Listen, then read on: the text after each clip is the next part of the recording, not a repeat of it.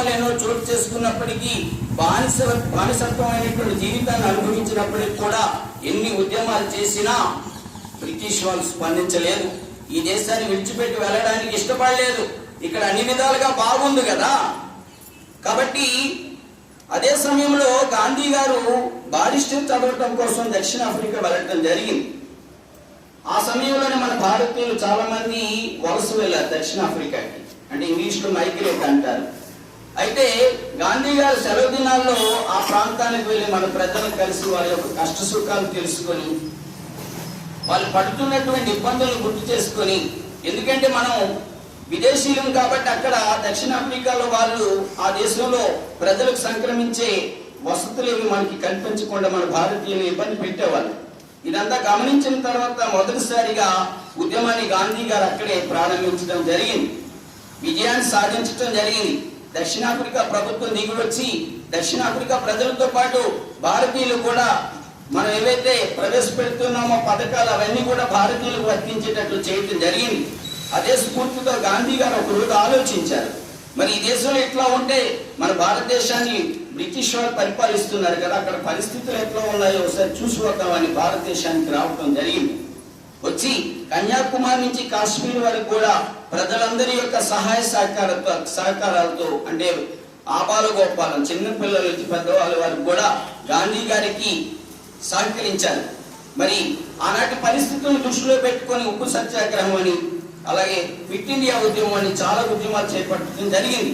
గాంధీ గారు కూడా జైలు జీవితాన్ని అనుభవించడం జరిగింది. అయినప్పటికీ కూడా మొక్కవని విశ్వాసంతో ఆయన అహింసయుత మార్గంతో, అంటే హింస జరగకూడదు, బ్రిటిష్ వాళ్ళ కానీ మన భారతీయులు కానీ రక్తపోటు అనేది భూమిపై పడకూడదు, న్యాయం జరగాలి, ఎప్పటికైనా న్యాయం చేయిస్తుంది అన్నటువంటి ఉద్దేశం. ఉదాహరణ చూడండి, మన బంగ్లాదేశ్ లో ఉద్యమం జరిగింది, హసీనా ప్రభుత్వాన్ని పడగొట్టారు, వేరే ప్రభుత్వం ఏర్పడింది. అక్కడ హింసాయుతమైనటువంటి మార్గం, కానీ ఇక్కడ అట్లా కాకుండా అహింసాయుత మార్గంలో పోరాటం చేయడం జరిగింది.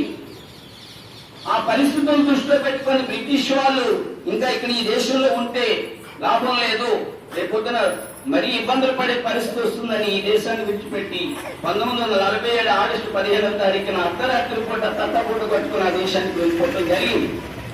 ఆ రోజు నుంచి ఈ రోజు వరకు కూడా మనం అందరం కూడా ఇంత స్వేచ్ఛాయుతమైనటువంటి స్వాతంత్ర్యాన్ని నిర్వహించుకుంటున్నాం. ఇది మన అదృష్టం. కాబట్టి వాళ్ళకు రుణపడి ఉండాలి. మహనీయులు కదా, వాళ్ళు చిరస్మరణీయులు కదా. మరి నేటి బాలలే రేపటి పౌరులు. ఈ అవకాశం మనకు వచ్చింది. ముఖ్యంగా ఉపాధ్యాయులకు నేను చెప్పేది ఏంటంటే, వీళ్ళు చిన్నపిల్లలు దేవుడితో సమానం.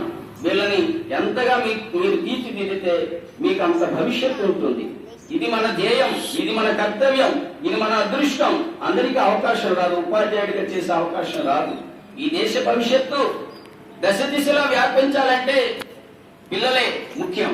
పిల్లలకి చక్కగా ఇలాంటి దేశభక్తి గీతాలు కానీ దేశభక్తికి సంబంధించినటువంటి అంశాల పట్ల ఎప్పటికప్పుడు చెప్తుండండి. ఖచ్చితంగా పేరెంట్స్ కూడా సహకరించాలి. పిల్లల్ని మీరు కూడా అప్పుడప్పుడు కొన్ని మోరల్ వాల్యూస్ చెప్పాలి. నేటి సమాజం ఎట్లా తయారవుతుందో గమనిస్తున్నాం. సరైన చట్టాలు లేని కారణంగా పిల్లలు టీవీలకు తర్వాత సెల్ ఫోన్లకు అలవాటు పడిపోయి చదువు పైన దృష్టి సారించడం లేదు. మరి మీరు కూడా బిజీగా ఉంటారు, అందరినీ బిజీ లైవే. ఉదయం నుంచి సాయంత్రం వరకు కూడా ఎవరు ఖాళీ లేనటువంటి పరిస్థితి.